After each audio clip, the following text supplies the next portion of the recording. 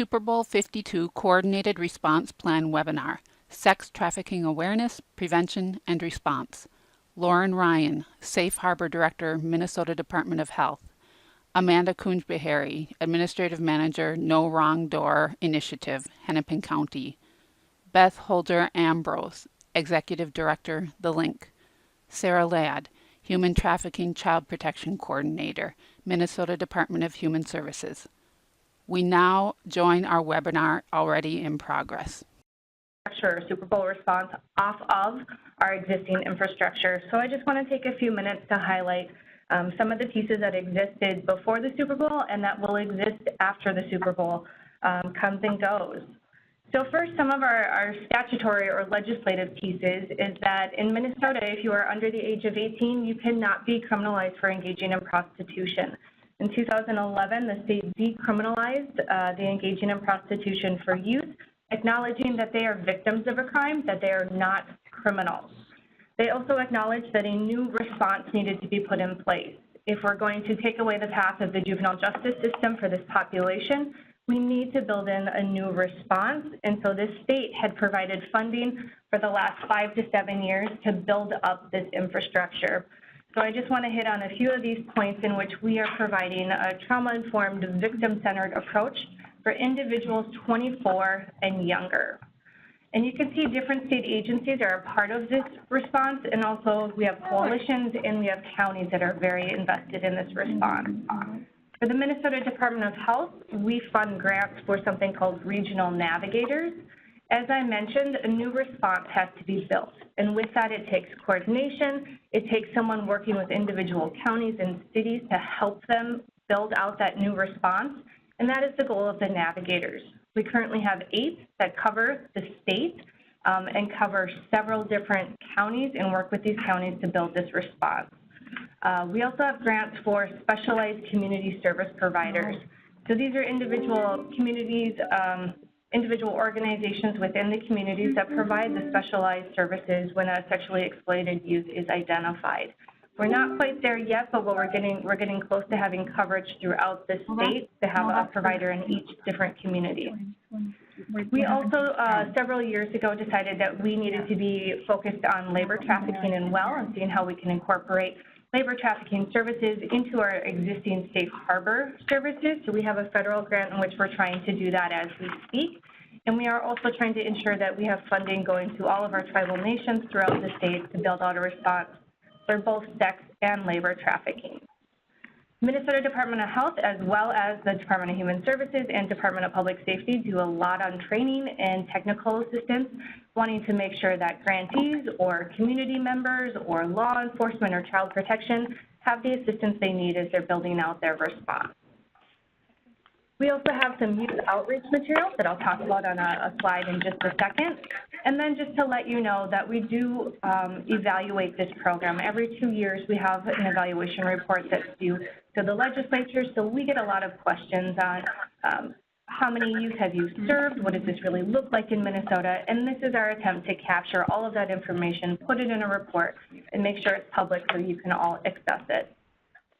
The Minnesota Department of Human Services, this organization gives the grant for specialized housing and shelter. You'll hear pretty in-depth about some of our metro programs, such as the LII that have housing and shelter. And we also have providers throughout the state that provide anything from short-term shelter to longer-term transitional and independent living for sexually exploited youth that are identified. They also have grants to do training for youth outreach workers. So again, how do we make sure that we are leveraging or using existing services, training already existing outreach workers on sexual exploitation so that they know what to look for when they're working with this population. We today will hear about the child protection and child welfare response. Very grateful for all of our systems that are building out their own responses, as community organizations cannot do this alone. It takes all of us. And then we're just starting to have conversations and learn how important our relationship is with our adult protection and how they need to be invested in this response, and they've been very willing and open to do that thus far. And then I just want to talk about our Department of Public Safety. They received funding to build out regional task force so that our law enforcement partners can actually investigate the cases. going after traffickers and those that purchase individuals for sex. We're leveraging, again, already existing units such as the Missing and Endangered Persons Unit and our Internet Crimes Against Children. We're also very fortunate to have the DCA, our statewide law enforcement, that has convened a task force and is really centralizing to make sure all of the information across the state is being collected either in databases or having specialized agents, as we all know how mobile these cases can be with sex trafficking and sexual exploitation. And then lastly, I just want to talk about a statewide coalition, the Minnesota Coalition of Sexual Assault, that has been working to equip our communities so that they have the tools to actually develop protocols, ensuring that everyone has a trauma-informed response in place. So we have the Safe Harbor Protocol Guidelines that were released a year ago, and this was done with the Ramsey County Attorney's Office. And then they have funding now to give out to different multidisciplinary teams across the state to ensure that they can develop their own protocols, because it's not useful if the state comes in and gives protocols when it's not fit to the different resources and the different needs of each individual geographic area. Lastly, I just wanted to give you some examples of things that are available to you right now. So if you're already doing this work, or if you're not doing this work and are unsure where to start, I wanted to let you know that there are handouts that you can access right now.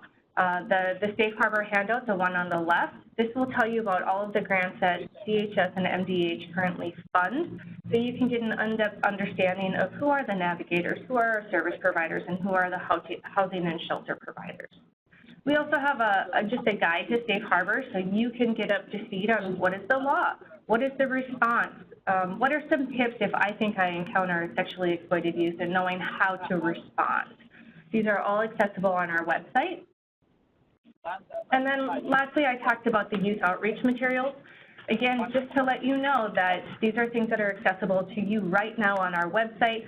They include different versions like this, in addition to about 28 versions that were created by youth for youth. So they really speak to youth and help them self-identify what might be happening to them in order to get them to reach out for help or services.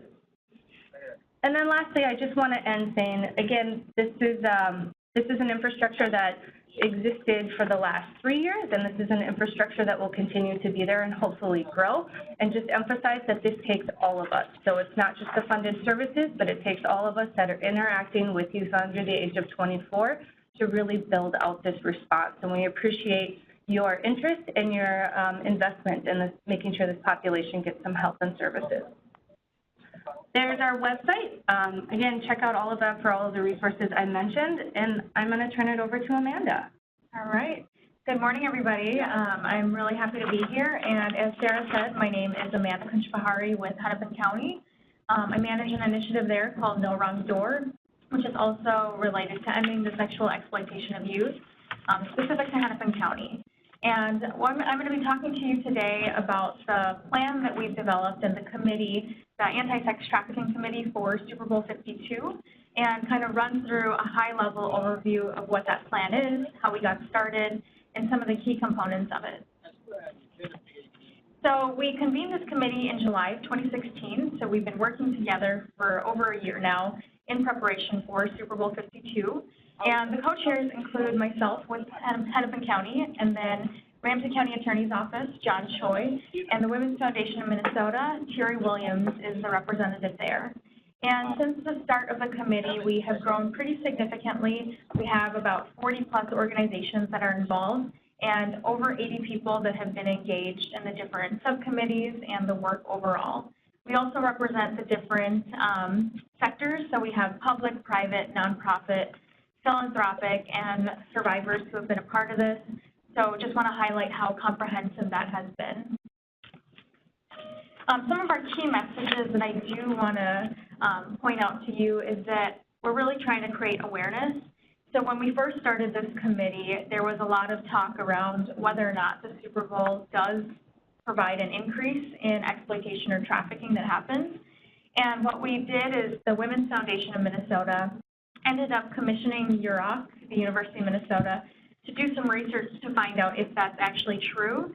And what they found in their research is that there is a slight uptick in the ads that are placed online during large events, such as the Super Bowl, but the Super Bowl is not unique. So any large event with an influx of people that come into your city or any geographic area is going to provide some kind of an increase in the number of ads that are potentially placed online. And so people ask, well, knowing that information, why are we doing all of this work? And we really want to utilize this opportunity to create more public awareness and just to gain more resources and support for the movement overall. So that's kind of been our main focus. And with that, we also want to provide sustainability in everything that we do. And I'll talk a little bit. I think you'll hear components of how this work is going to be sustainable beyond Super Bowl as we continue with the webinar.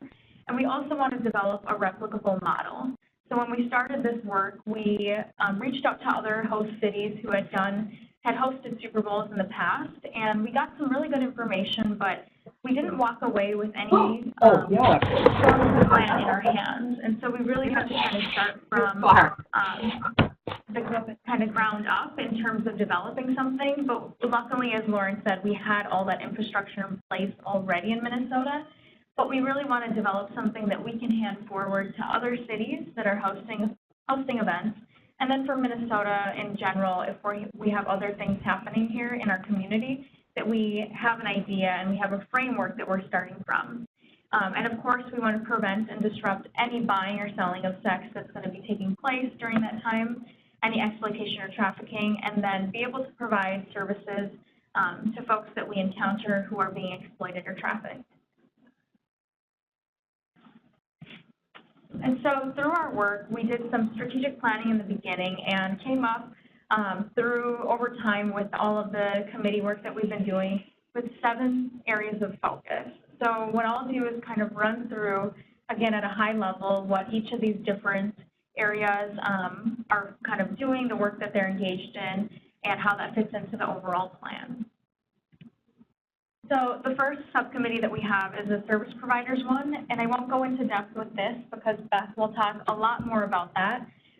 But the Link has done a phenomenal job of organizing a bunch of different groups here in Minnesota to really focus on street outreach, making sure that there are drop-in centers for youth and adults and that there are extra beds. And they've also done this work in collaboration with law enforcement as well as child protection. Again, I won't dive too much into detail about this one, but there have been a couple of different public service campaigns that have been out there with the committee. And the first one is the I Am Priceless campaign. As you can see, it was created by survivor leaders, and Beth will talk more about that. Specific to youth of all genders and looking at ages from 8, 10 to 14, and really kind of trying to prevent the sexual exploitation of youth. So putting the message out there that I am priceless and my body is not for sale. The other campaign that we have is the Don't Buy It Project, and this one was developed by Menace Peacemakers. They're located in Duluth, Minnesota, and this is really looking at the rise in demand and really trying to address the demand side of this issue. And so a lot of it is focused on public service awareness campaigns, a lot of educational resources, and the nice thing about this campaign too is that if you go on their website, you will find a bunch of toolkits and resources that are accessible to the public. So anybody could hold a group with men, with anybody of any gender, to talk about exploitation and trafficking and how to prevent it in their community. And I like to show this slide because one kind of tangible result of the committee endorsing these campaigns is that we have been able to get a lot of earned media through our partners. And I want to shout out Clear Channel. They have been a huge partner in this work and have provided a lot of these things. And I do want to give recognition to the Women's Foundation of Minnesota as well. They funded these campaigns prior to this committee coming together, but through the work of the committee, we've been able to get a lot of great resources and support. The plan, though, does cost a lot of money, and so I like to highlight our business partners' response because their kind of main focus is really looking at fundraising. So you'll hear more about the service providers, and in order to execute that plan, there is a lot of funding that needs to be provided. And also with the communications response, those PSAs do cost money, and so their main focus is, again, engaging with the business community to support these initiatives and those PSAs that are out there. And then one kind of cool thing that I'm thinking Beth may talk about as well is there's a gift registry that Mayo Clinic developed in partnership with the link called Rise Up Gift Registry. And this, you can see a picture of it on your screen. This is for the general public, and anybody can they can pay money to donate specific items to shelters, and there's going to be a response that Beth will touch on about how those items will be distributed among the different providers in Minnesota during that time frame. We also have a government partners committee, and Granicus is kind of helping to lead this. They do a lot of the communications for different public organizations and entities. And so we had a meeting in October with the governor's office over at the Capitol to engage with different government partners to get them on board with the messaging and the work that we're doing. And as you can see on the screen there, one way that we've come up with how to do this is to put footers on their newsletters, again, to promote the I Am Priceless and the Don't Buy It project campaigns. So an agency can pick which footer they want, and it's going to be of either of those campaigns. And right now we have 10 agencies signed up, and so those messages are going out, and you may have seen them on some of the agencies that send out newsletters to the community. We also have a training subcommittee, and myself and City Minneapolis Public Health Department are co-leading this. Initially, we focused on the different sectors that are up there, such as transportation, lodging, food, and entertainment. And what we did find, to our pleasant surprise, is that a lot of these industries already do trainings around exploitation and trafficking.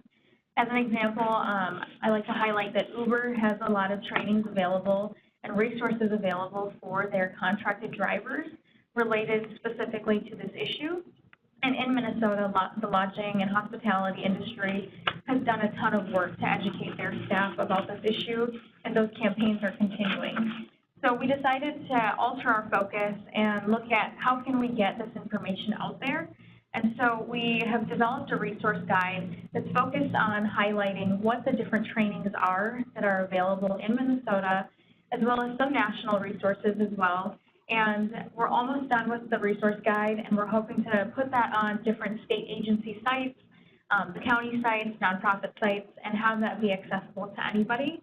So if we have somebody from the medical profession looking for trainings that are specific to healthcare providers, they will know where to go and who to contact for that.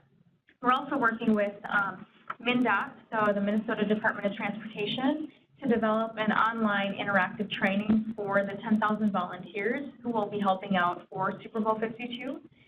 We're hoping to finish that in the next couple of weeks and then get that available to the public as well.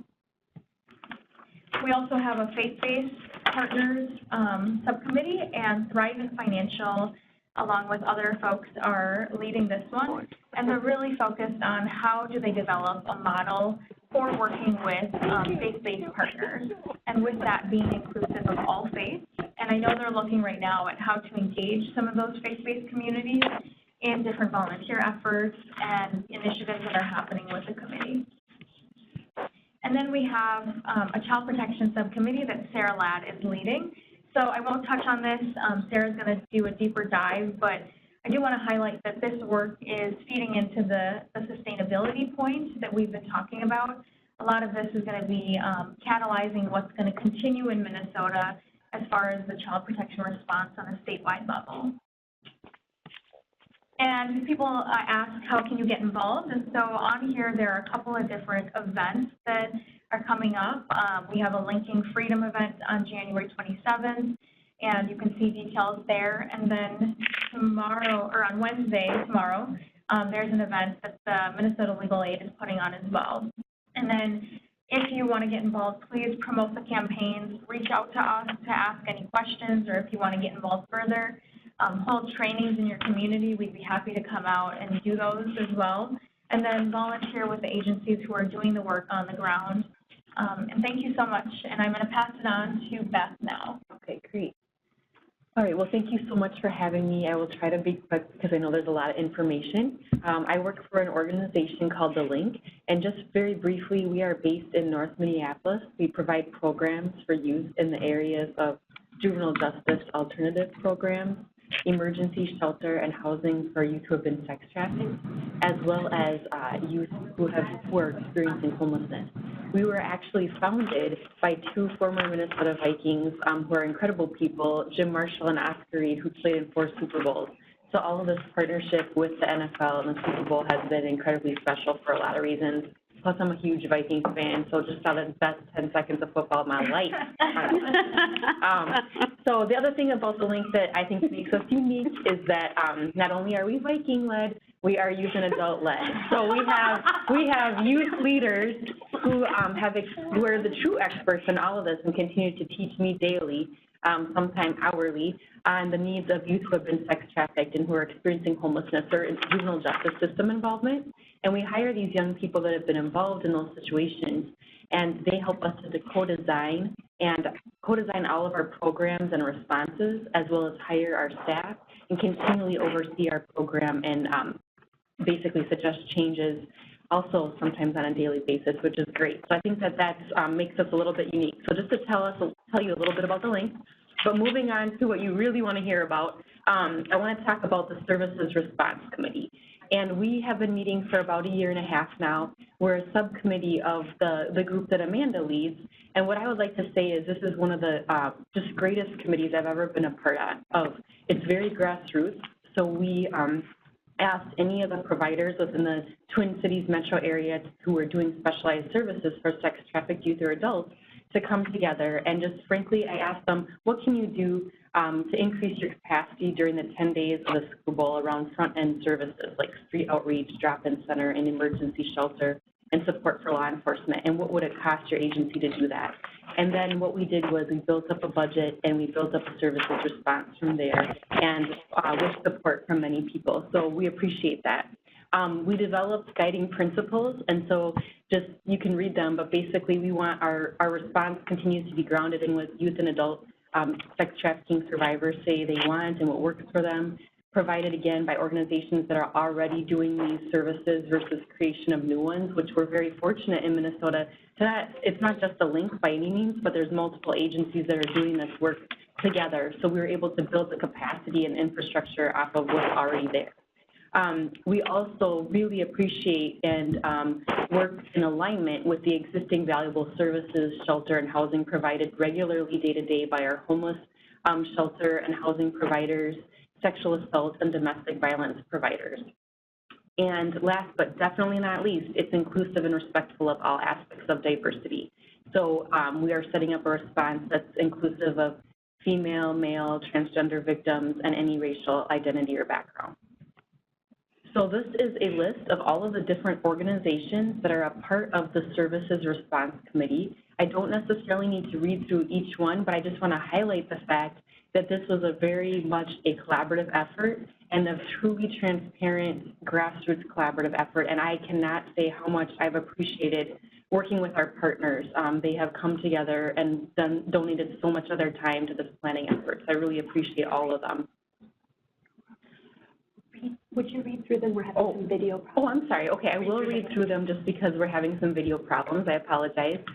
So the service providers that are a part of this response and committee are the Minnesota Indian Women's Resource Center, the Family Partnership Pride Program, YouthLink, the LII, StreetWorks Collaborative, which is a program of Lutheran Social Services, Cornerstone, Source, Breaking Free, Oasis, 180 Degrees, Brittany's Place, Sexual Violence Center, and then we have members of the specific child welfare social workers that work with sexually exploited youth from Hennepin County.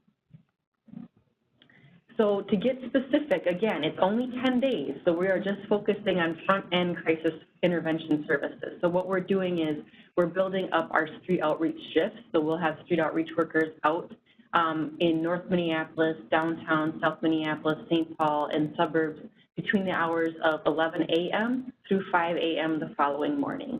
And those street outreach shifts are divided up by the StreetWorks Collaborative, the LII, Oasis, YouthLink, MIWRC, Pride, and Breaking Free, who are already doing those specialized street outreach to trafficked youth or adults. We're just adding on additional shifts, and we have a specialized training for Super Bowl enhanced law enforcement and other considerations on the 23rd. We also have, as Amanda said, we have had generous donations of in-kind street outreach supplies through the Mayo Clinic gift registries, which are being delivered to the link. And then we are having a supply room. We're turning our training room into a supply room, and I'll have volunteers as well as street work staff and link staff members there to distribute the items to outreach workers through the 10 days from 10 a.m. to 3 p.m. In addition to that, we also will have the LINK Supervision Center, so support for law enforcement, again, built on what we already do. We have a juvenile supervision center located downtown Minneapolis in City Hall. That's already there. It's already open 24/7, already takes in youth between the ages of 10 and 17 who have been sexually exploited or trafficked that are dropped off by law enforcement, as well as youth that have a low-level or status offense or felony car theft. And then we respond from a service provider and strengths-based and trauma-informed perspective and work with those young people versus a correctional response. So that's already there. And then we also will be working with our regional navigators and other staff taking calls from law enforcement like we normally do any time of the day or night to help them in supporting victims that they find throughout the 10 days of the Super Bowl. Okay, additional drop-in center hours will be provided. Again, I talked about the LINK Juvenile Supervision Center already. We're open 24/7 for minors. 18 to 24-year-olds, great news is our close partner, YouthLink, which is also located downtown, will be expanding their hours to 24/7, so for 18 to 24-year-olds. And then we also have 2 adult providers that'll be opening up 24/7 drop-in centers for adults. So, or I'm sorry, Source will be open from 10 a.m. to 6 p.m., their drop-in center, and that's out of Hope Community Church. And Breaking Freeze will be on their 77 University Avenue address. It'll be open 24/7. Almost done. Additional shelter beds, I think this one's important for you to know. So as child protection workers, you can definitely refer youth. And for the shelters that, just so you know, the emergency shelters, both with the LINK Passageways program and Brittany's Place, we can take referrals from anywhere in the state per the safe harbor law as long as a young person's been exploited or trafficked. So we can not only take referrals from the Twin Cities, but anywhere in the state, and we have ways to do transportation as well. Adults will so anyways, the LINK is going from 6 emergency shelter beds to 12 for the 10 days of the Super Bowl. Brittany's Place is already at 12 beds, so they will have that 12 beds available as well. Adults Breaking Free will have 15 beds of shelter available for adults, meaning 18 plus, and those are just for women. I should have added, sorry, the LINK is the only one serving for shelter. Unfortunately, the LINK is the only one serving boys. So the LINK is open to any passageways, any gender identity. Brittany's Place, just girls. Adults, just adult women. Breaking Free has 15 beds in St. Paul. Source has 10, again, out of Hope Community Church in downtown Minneapolis. This was spoken to a little bit about, which is great, by Amanda. And so we have the I Am Priceless. I don't know if we have time to play. We're going to show it? Okay. We have time. I just want to give a shout out to, again, we're youth and adult led, and the prevention campaign was started way before we even knew the Super Bowl, or I even knew the Super Bowl was coming to town. And what this prevention was by youth who have been sex trafficked at the LINK that said, we want to do something for our younger peers to help prevent them from going through what we did. And so they wanted to create a specific prevention message for 10 to 14-year-olds. And this is what they did. I really credit those young people for the creation of this. I also credit highly the Women's Foundation and Clear Channel and everybody else that has given us donated media that is just, as well as the NFL. Thank you, Crew 52, for getting this out to everybody. It's quite amazing. You would have never had that exposure. So that's great. So we're going to play the video right now. Mm-hmm.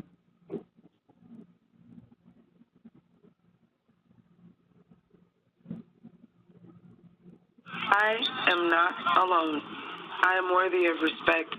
I am my own hero, and my body belongs to me. I am priceless. There is a way out of sexual exploitation. For help, Call or text 612-232-5428 or visit thelinkmn.org.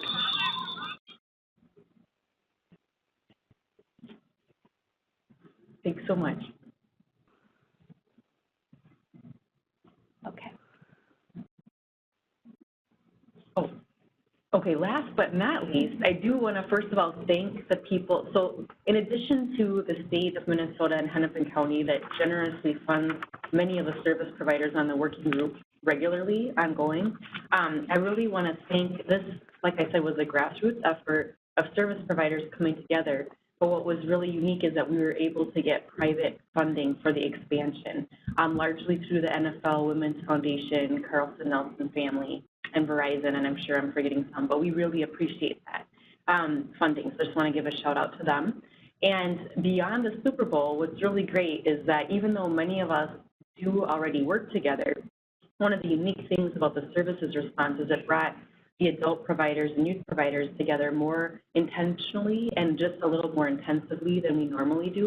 And so we want to continue working together and meeting quarterly after the Super Bowl just to keep working on our awareness, to keep working on Safe Harbor for All and prevention in schools and some other agenda items. And that's it. Thank you so much for your support of these young people. We appreciate it. All right. Well, again, my name is Sarah Ladd. I'm the Human Trafficking Child Protection Program Coordinator here at the Department of Human Services. We are entering our final 20 minutes of our webinar, and so just one reminder, please do submit your questions via text, via the chat box. If you haven't done so yet, we will answer those starting in about 10 minutes. And to recap on two quick things as we transition to the specific coordinated child protection response during the Super Bowl. One, the response period that has been mentioned is a 10-day period of time beginning on January 27th and going through February 5th.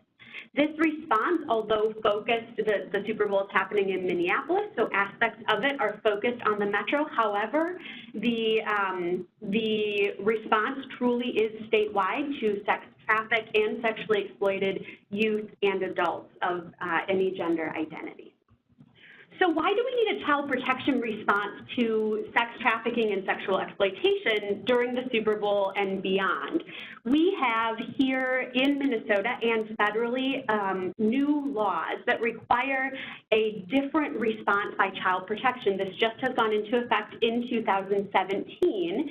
And so that is really the reason why, for the first time in a replicable national model, we're trying to really include here in Minnesota child protection in this coordinated response.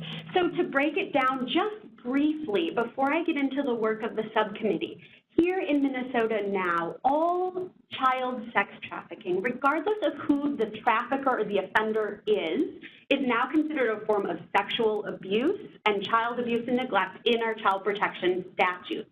So the components of this response are first that, therefore, the implication is that because it's a form of sexual abuse, child sex trafficking is now a mandatory report. It also requires an investigation and a screen in by the local child welfare agency. This, of course, includes a big increase already going on in terms of our coordination with the Safe Harbor response, with services, and an uptick in the amount of training that we're providing. And as was mentioned before, we all work collaboratively to try to make sure that there's good training and technical assistance statewide, even prior to the Super Bowl, and definitely continuing during and after the Super Bowl.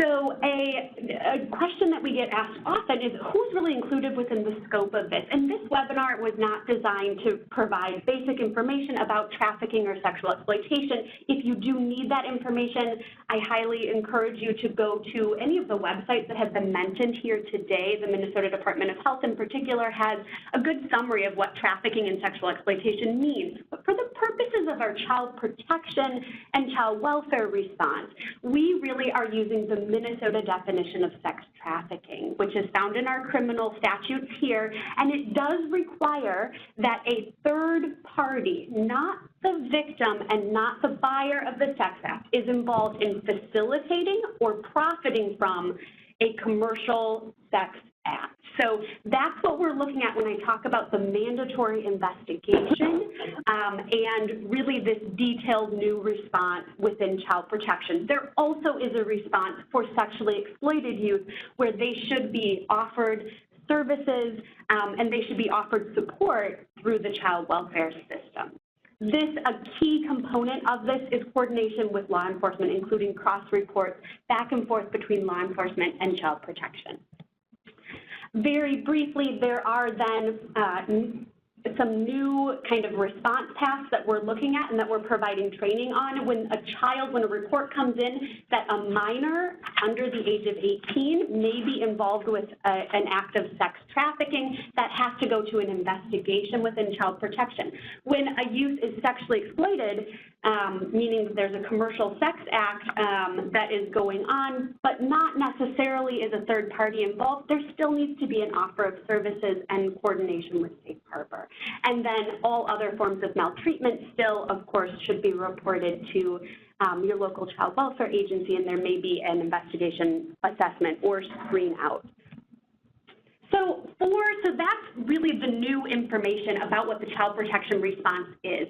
That, though, was not the primary focus of this subcommittee. Each of the participating 12 counties already are in the process of developing their response according to the new laws and new guidance. What the focus of our committee was really on the coordination and communication between counties and between multidisciplinary partners. So we did have 12 counties participate.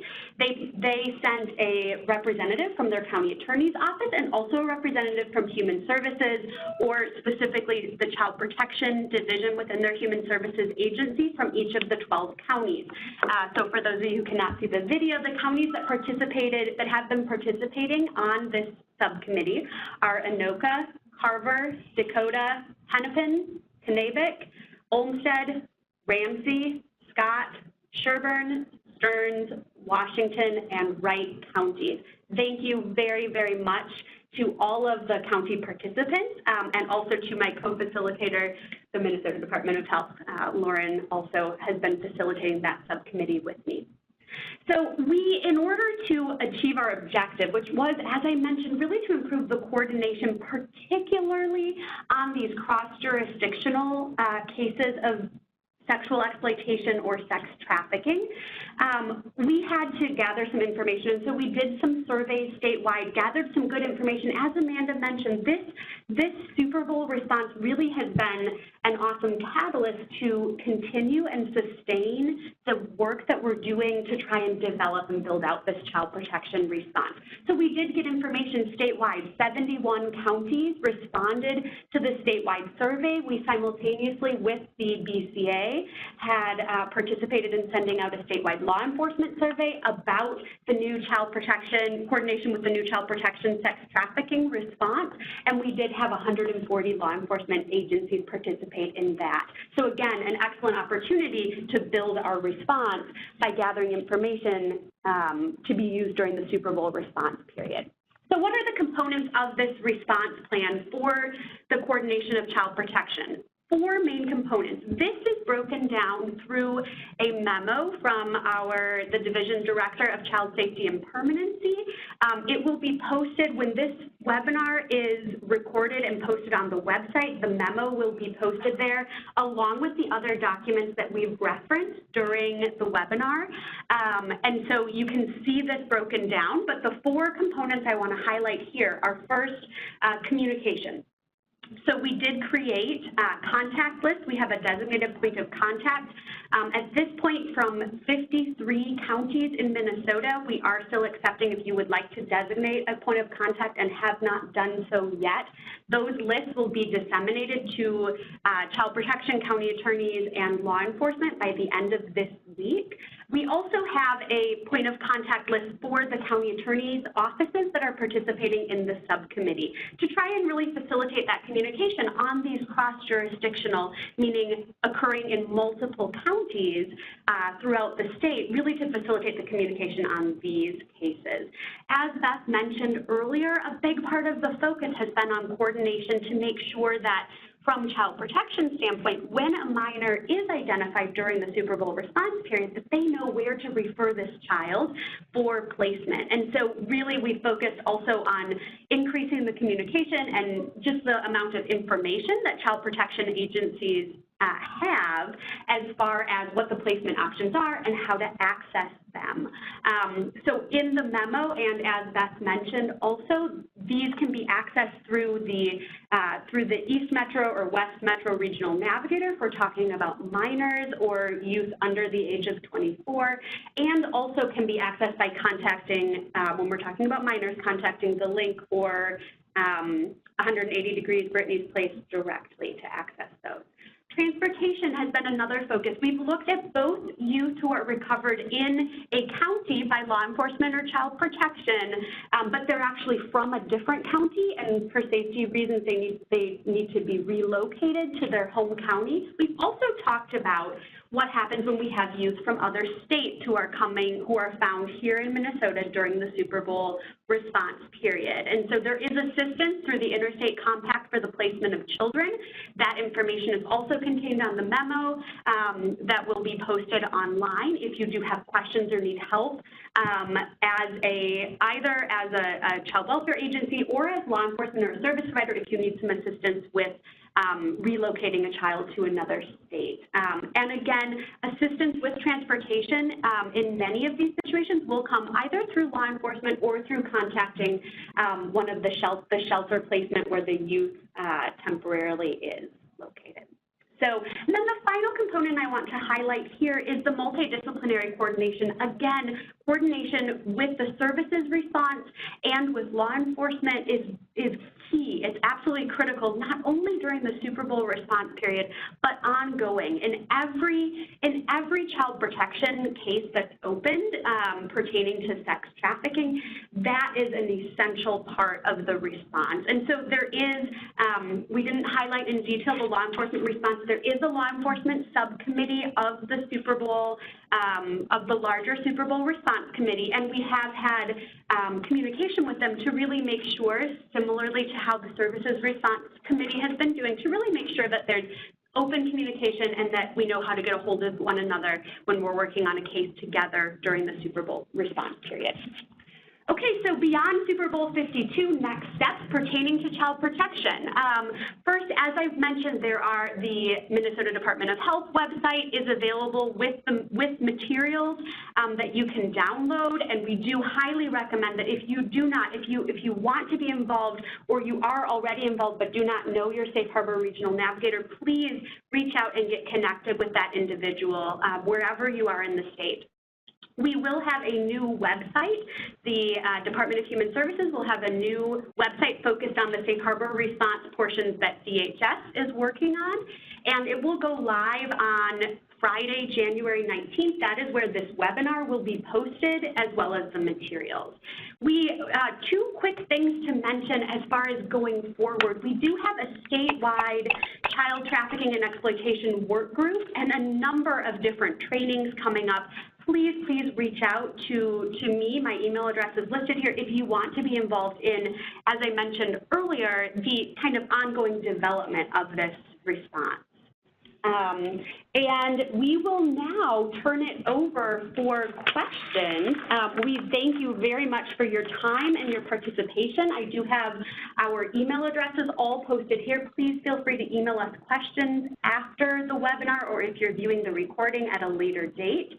And we're excited to see how we might be able to partner together in even better ways as we have more of you join with our response. So I will turn it over now for questions. Well, so far there's just a couple. There is a question about, are you working with the Department of Defense Sexual Assault and Prevention and Response Office, since 18 to 24-year-olds are included in that population? I can't say that we have been as far as the anti-trafficking committee for Super Bowl 52. I don't know if anybody else has, but we would love a contact information. Okay, and we have that here. Also working with the Rape, Abuse, and Incest National Network would maybe be another contact. Okay. And that's here as well. Another comment or question is, with all of these wonderful resources offered, is there one coordinating agency hotline that can refer victims to needed services during the 10-day operation? Yeah. So what we decided to do was for the general public, like the 10,000 Super Bowl volunteers, we are using the Polaris Human Trafficking Hotline. So it's 1-888-373-7888. And then they can discern whether or not it's a tip that would get routed back to our state BCA, who would work with local law enforcement to investigate that tip, or if it needs to get routed to a service provider. If it's a youth victim, they would, get referred to the link for Brittany's Place. And then if it was an adult victim, they would get referred to our adult partners, Breaking Free, MIWRC, Cornerstone. So that is basically the number that we have been publicizing for everybody. However, can you repeat that number? Oh, sure. 1-888-373-7888. However, what I will say is because you are all such close partners being in the child welfare system, we would really love it if you also looked at the handout that Lauren Ryan gave you about your regional navigators and contact your local regional navigator. In the Twin Cities metro area and the West Metro, we've been heavily promoting also our regional navigator number, which is the I Am Priceless campaign number. It's all the same. And that number is 612-232-5428. And I do not have the new East Metro person's number memorized yet, but what I will say is if you're on the east side, the East Metro Regional Navigators Trevor out of MCRC, and that contact information is on the handout that Lauren sent. So if you want direct connections to us, please feel free as Child Protection to do that. Or if you want to be have it very simplified and just do one hotline number, it's that Polaris number. I also want to mention, too, when we started this, we had a lot of conversations about that. So like Beth said, for the general public, we are using the Polaris hotline number. But if you do, you encounter somebody who's being exploited or trafficked, or you're a service provider, we also have the Day One hotline number through Cornerstone. So that one will be advertised. You'll see that on some materials as well.